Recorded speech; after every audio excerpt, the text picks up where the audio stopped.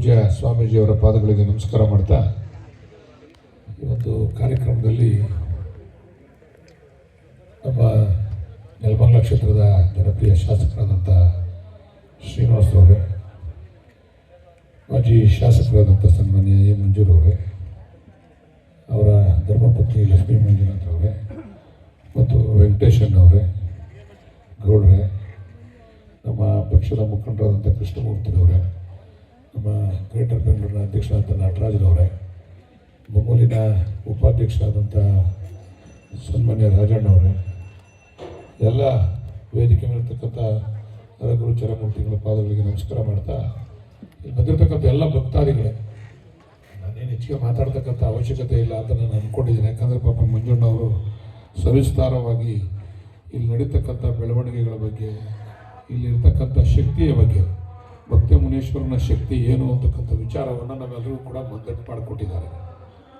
But ಅವರ ಪ್ರಮುಖವಾದಂಥ ವಿಚಾರ ಏನಂತಂದರೆ, ಒಂದು ಸರ್ಕಾರಿ ಜಾಗ ಇತ್ತು ಅಂತೇಳಿ ನನಗೆ ಪರಮ ಪೂಜ್ಯರು ಹೇಳಿದ್ರೆ ಕೃಷ್ಣ ಇದನ್ನು ಏನೋ ವೃದ್ಧಾಶ್ರಮ ಮಾಡಲಿಕ್ಕೆ ಮಾಡಬೇಕು ಅಂತ ಹೇಳಿ ಕೇಳಿದ್ದಾರೆ. ಎಲ್ಲದಕ್ಕಿಂತ ಮುಖ್ಯವಾಗಿ ಈ ಭಗವಂತ ಈ ರಾಜ್ಯದ ಉಪಮುಖ್ಯಮಂತ್ರಿಗಳನ್ನೇ ಕರೆಸ್ಕೋತಾನೆ ಇಲ್ಲಿಗೆ. ಅವ್ರಿಗೆ ಅಷ್ಟು ಶಕ್ತಿ ಐತೆ. ಉಪಮುಖ್ಯಮಂತ್ರಿಗಳಿಗೆ ಬಹುಶಃ ಇವತ್ತೇನಾರ ಸಮಯ ಇದ್ರೆ ಖಂಡಿತ ಬರೋರು ಅವರು ಉಪಮುಖ್ಯಮಂತ್ರಿಗಳು. ಅವ್ರು ಬೇರೆ ಯಾವುದೋ ಒಂದು ಕಾರ್ಯಕ್ರಮಕ್ಕೆ ಹೋಗಿದ್ರು. ನಾನು ನಮಗೂ ಹೇಳಲ್ಲ ಕೇಳಲ್ಲ, ಯಾವಾಗಂದ್ರೆ ಅವಾಗ ಬಂದ್ಬಿಡ್ತಾರೆ. ನಮಗೂ ಏನು ತಿಳಿಸೋದಿಲ್ಲ, ನಾನು ಗೊತ್ತಾಯಿದ್ದೀನಿ ಅಂತಲೂ ತಿಳಿಸಲ್ಲ. ಅವ್ರಿಗೆ ಯಾವಾಗ ಈ ಭಗವಂತನ ಮೇಲೆ ಆ ಒಂದು ಇಚ್ಛೆ ಆಯ್ತದೆ, ಆ ಭಗವಂತನ ಪ್ರೇರಣೆ ಆಯ್ತದೆ, ಸೀದಾ ಇಲ್ಲಿಗೆ ಬಂದ್ಬಿಡ್ತಾರೆ. ಹಂಗೆ ಮುಂದಿನ ದಿವಸದಲ್ಲಿ ಆ ಭಕ್ತ ಮುನೇಶ್ವರ ಮತ್ತು ಪರಮ ಪೂಜ್ಯರ ಆಶೀರ್ವಾದದಿಂದ ನಮ್ಮ ನಾಯಕರಿಗೂ ಕೂಡ ಒಂದು ಒಳ್ಳೆ ಹುದ್ದೆ ಸಿಕ್ಕಲಿ ಅಂತೇಳಿ ಆ ಭಗವಂತನಲ್ಲಿ ಪ್ರಾರ್ಥನೆ ಮಾಡ್ತೀವಿ. ಅದಾದರೆ ಇವೆಲ್ಲ ಏನು ಸಮಸ್ಯೆ ಇಲ್ಲ, ಅದು ಆಗ್ತದೆ ಅಂತಕ್ಕಂಥ ಆಶಾಭಾವನೆ ಇದೆ. ಆದರೂ ಕೂಡ ಇಲ್ಲಿ ಒಂದು ವೃದ್ಧಾಶ್ರಮ ಮಾಡಬೇಕು ಅಂತಕ್ಕಂಥ ಅಭಿಲಾಷೆಯನ್ನು ಇಟ್ಕೊಂಡಿದ್ದಾರೆ. ಯಾಕಂದರೆ ಶಾಲಾ ಮಕ್ಕಳು ಕೂಡ ವಿದ್ಯೆಯನ್ನು ಕೊಡ್ತಾ ಇರ್ತಕ್ಕಂಥ ಇವತ್ತಿನ ದಿವಸ ಹೇಗಿದೆ ಪರಿಸ್ಥಿತಿ ಅಂದರೆ, ನಾವು ಯಾರು ಕೂಡ ತಂದೆ ತಾಯಿನ ಸಾಕೋದಿಲ್ಲ. ನಮಗೆ ಈ ಆಧುನಿಕ ಯುಗದಲ್ಲಿ ನಾವೆಲ್ಲ ಚೆನ್ನಾಗಿ ಆಯ್ತಾ ಇದ್ದೀವಿ ಮಕ್ಕಳುಗಳು, ಆದರೆ ಅಪ್ಪ ಅಮ್ಮನ ಚೆನ್ನಾಗಿ ನೋಡ್ಕೊಳ್ಳಲ್ಲ. ನಾವು ಯಾಕೆ ವೃದ್ಧಾಶ್ರಮದ ಬಗ್ಗೆ ಮಾತಾಡ್ತೀವಿ ಅಂತಂದರೆ, ನಾವೆಲ್ಲ ಅಪ್ಪ ಅಮ್ಮನ ಚೆನ್ನಾಗಿ ನೋಡ್ಕೊಂಡ್ರೆ ವೃದ್ಧಾಶ್ರಮದ ಅವಶ್ಯಕತೆ ಇರ್ತದ? ಎಲ್ಲೂ ಕೂಡ ವೃದ್ಧಾಶ್ರಮದ ಅವಶ್ಯಕತೆ ಇರೋದಿಲ್ಲ. ಎಲ್ಲಿ ಅಪ್ಪ ಅಮ್ಮದಿರನ್ನ ನಾವು ನೋಡ್ಕೊಳ್ಳೋದಿಲ್ಲ, ನಾವು ಬರೀ ಪೂಜೆ ಮಾಡೋದ್ರಿಂದ ಏನು ಪ್ರಯೋಜನ ಆಗೋದಿಲ್ಲ. ಮೊದಲು ನಮ್ಮ ತಂದೆ ತಾಯಿಗಳನ್ನು ಗೌರವಿಸಬೇಕು, ಪೂಜಿಸಬೇಕು, ಅವರಿಗೆ ಒಂದು ನೆಮ್ಮದಿಯ ವಾತಾವರಣವನ್ನು ನಿರ್ಮಾಣ ಮಾಡಿಕೊಡ್ಬೇಕು. ಆ ದಿಕ್ಕಿನಲ್ಲಿ ನಾವೆಲ್ಲರೂ ಕೂಡ ಇದ್ದಾಗ ವೃದ್ಧಾಶ್ರಮದ ಅವಶ್ಯಕತೆ ಇರೋದಿಲ್ಲ. ಆದರೆ ಎಲ್ಲೋ ಒಂದು ಕಡೆ ನಮ್ಮ ಪೂಜ್ಯರು ಯೋಚನೆ ಮಾಡಿದ್ರು, ವಯಸ್ಸಾದವ್ರಿಗೂ ಕೂಡ ನಾವು ಒಂದು ನೆಲೆಯನ್ನು ಕೊಡಬೇಕು ಅಂತೇಳಿ. ಅನೇಕ ಜನ ಬೆಂಗಳೂರಲ್ಲಿ ಇರ್ತಕ್ಕಂಥವ್ರೆಲ್ಲ ಬಂದು ಇಲ್ಲಿ ವೃದ್ಧಾಶ್ರಮದಲ್ಲಿ ಎಲ್ಲ ಕಡೆ ವೃದ್ಧಾಶ್ರಮ ನಾವು ನೋಡ್ತಾ ಇದ್ದೀವಿ. ನಾವೆಲ್ಲ ಕಡೆ ವೃದ್ಧಾಶ್ರಮವನ್ನು ಮಕ್ಕಳು ಚೆನ್ನಾಗಿದ್ರು ಕೂಡ ವೃದ್ಧಾಶ್ರಮಕ್ಕೆ ಸೇರಿಸ್ತಕ್ಕಂಥ ಮಕ್ಕಳು, ಚೆನ್ನಾಗಿ ಯಾರು ಪಾಪ ಕಷ್ಟಪಡ್ತಕ್ಕಂಥ ಮಕ್ಕಳು ಯಾರು ವೃದ್ಧಾಶ್ರಮಕ್ಕೆ ಸೇರಿಸಲ್ಲ. ಚೆನ್ನಾಗಿ ಕೆಲಸದಲ್ಲಿ ಇರ್ತಕ್ಕಂಥವ್ರು, ದುಡ್ಡು ಸಂಪಾದನೆ ಮಾಡ್ತಾ ಇರ್ತಕ್ಕಂಥವ್ರೆ ತಂದೆ ತಾಯಿದಿರನ್ನ ವೃದ್ಧಾಶ್ರಮಕ್ಕೆ ಸೇರಿಸ್ತಕ್ಕಂಥ ವಾತಾವರಣ ನಾವು ನೋಡ್ತಾ ಇದ್ದೀವಿ. ಅದರಿಂದ ವೃದ್ಧಾಶ್ರಮದ ಅವಶ್ಯಕತೆಯೂ ಕೂಡ ಇದೆ.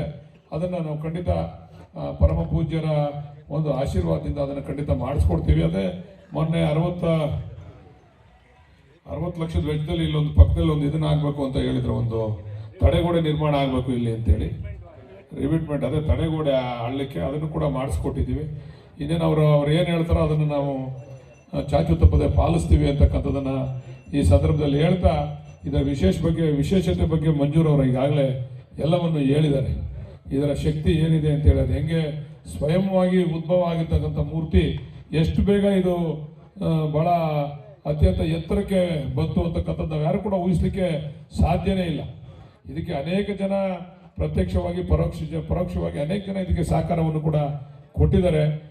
ಎಲ್ರಿಗೂ ಕೂಡ ದಯಮಯನಾದಂಥ ಭಗವಂತ ಒಳ್ಳೆಯದನ್ನು ಮಾಡಲಿ ಅಂತಕ್ಕಂಥದ್ದನ್ನು ಭಗವಂತನಲ್ಲಿ ಪ್ರಾರ್ಥನೆಯನ್ನು ಮಾಡ್ತಾ, ನಮ್ಮನ್ನೆಲ್ಲ ನನ್ನ ಸೀನಣ್ಣನ ಮಂಜು ಅವ್ರನ್ನೆಲ್ಲರನ್ನೂ ಇಲ್ಲಿಗೆ ಕರೆಸಿ ತಮ್ಮ ಈ ಒಂದು ಭಕ್ತ ಮುನೇಶ್ವರನ ಸನ್ನಿಧಿನಲ್ಲಿ ನಮ್ಮೆಲ್ಲರೂ ಕೂಡ ಆಶೀರ್ವಚನವನ್ನು ನೀಡಲಿಕ್ಕೆ ನಮ್ಮೆಲ್ಲರೂ ಕೂಡ ಕರೆಸಿರ್ತಕ್ಕಂಥದ್ದಕ್ಕೆ ಮತ್ತೊಮ್ಮೆ ಪರಮ ಪೂಜ್ಯರಿಗೆ ನಾನು ಧನ್ಯವಾದಗಳನ್ನು ತಿಳಿಸ್ತಾ ನನ್ನ ಮಾತುಗಳನ್ನ ಮುಗಿಸ್ತೀನಿ. ನಮಸ್ಕಾರ. ಕ್ಷೇತ್ರದ ಬಗ್ಗೆ